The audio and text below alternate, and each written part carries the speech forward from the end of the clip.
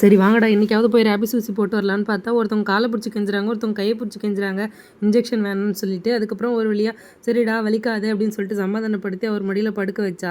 வண்டி மூவ் ஆகும்போதெல்லாம் 2 பேரும் கம்முனு தாங்க படுத்துட்டு இருந்தாங்க.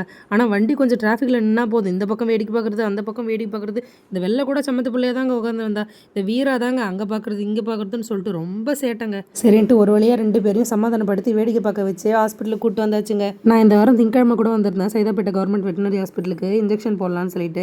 ஆனால் 1:30 மணிக்கு இன்ஜெக்ஷன் போட மாட்டேன்னு சொல்லிட்டாங்க. அதனால வேலையெல்லாம் முடிச்சுட்டு காலையிலே வந்துட்டேன். இன்ஜெக்ஷன்லாம் போட்டு முடிச்சுட்டு வெளியே வந்தா இவன் இங்கேருந்து வர்றதுக்கு மனசே இல்லாமல் அடம் முடிச்சுக்கிட்டு அங்கேயும் இங்கேயும் ஓடிக்கிட்டு இருந்தாங்க.